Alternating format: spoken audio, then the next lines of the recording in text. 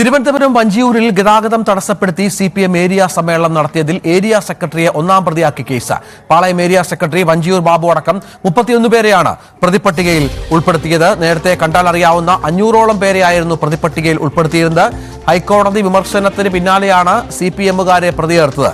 V Arun ചേരുകയാണ്. അരുൺ, ഇപ്പോൾ ഇന്നലെ ഹൈക്കോടതിയുടെ അതിരൂക്ഷ വിമർശനമുണ്ടായിരുന്നു. നമുക്കറിയാം കേസെടുക്കണം എന്ന കാര്യത്തിൽ ഇന്ന് കേസെടുത്തവരുടെ ലിസ്റ്റ് ഹാജരാക്കണമെന്നും കോടതി നിർദ്ദേശമുണ്ടായിരുന്നു.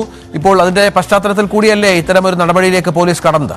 രഞ്ജിത്ത്, വഞ്ചൂർ സ്റ്റേഷൻ ഹൗസ് ഓഫീസറെ ഹൈക്കോടതി നേരിട്ട് ഹാജരാകാൻ നിർദ്ദേശിച്ചതിന് തൊട്ടു പിന്നാലെയാണ് പോലീസ് കേസെടുത്തത്. ഇന്നലെ രാത്രി വൈകിയാണ് എഫ്ഐആർ രജിസ്റ്റർ ചെയ്തത്. സിപിഎമ്മിന്റെ Palayam area secretary Vanchoor P Babu ഉൾപ്പെടെ 31 പേരാണ് കേസിൽ പ്രതികൾ. സിപിഎമ്മിന്റെ പാളയം ഏരിയ കമ്മിറ്റിയിലെ അംഗങ്ങൾ മുഴുവൻ പേരെയും കേസിൽ പ്രതി ചേർത്തിട്ടുണ്ട്. പരിപാടിയിൽ പങ്കെടുത്തവരെയും പ്രതി ചേർക്കുമെന്ന സൂചന ഉണ്ടായിരുന്നെങ്കിലും അത് ഉണ്ടായില്ല.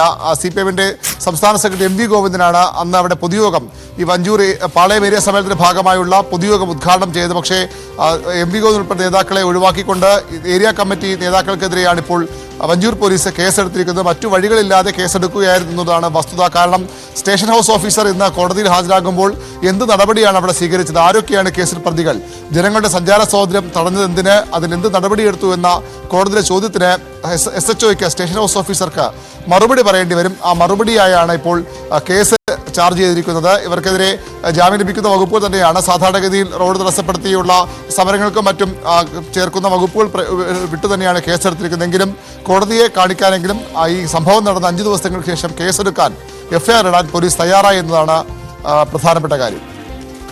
അരുണാണ് വിവരങ്ങൾ പങ്കുവച്ചത്. ഇതിനിടയിൽ സെക്രട്ടേറിയറ്റിന് മുന്നിൽ പന്തൽ കെട്ടി സമരം നടത്തിയ സംഭവത്തിൽ പോലീസ് കേസെടുത്തു. ഫുട്പാത്ത് കയ്യേറി ഗതാഗതം തടസ്സപ്പെടുത്തിയതിന് കണ്ടാൽ അറിയാവുന്ന 100ഓളം പേർക്കെതിരെയാണ് കേസ്.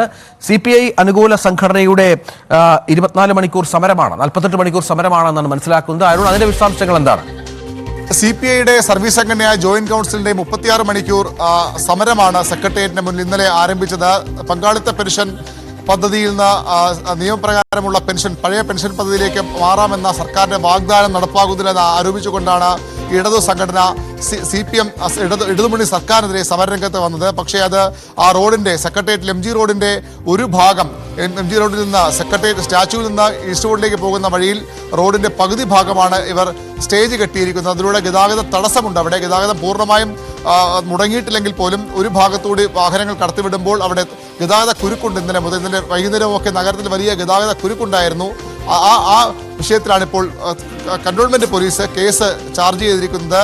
കണ്ടാൽ അറിയാവുന്ന 100 പേർക്കെതിരെയാണ് കേസെടുത്തിരിക്കുന്നത്. ഫുട്പാത്ത് കയ്യേറി സമരം നടത്തുന്നു, അതുപോലെ തന്നെ ഗതാഗത തടസ്സമുണ്ടാക്കി വകുപ്പുകൾ പ്രകാരമാണ് 100 പേർക്കെതിരെ കന്റോൺമെന്റ് പോലീസ് ഇപ്പോൾ കേസ് രജിസ്റ്റർ ചെയ്തിരിക്കുന്നത്. CPIയുടെ സർവീസ് സംഘടന ജോയിന്റ് കൗൺസിലാണ് അവിടെ സർക്കാരിനെതിരെ സമരം ചെയ്യുന്നത്.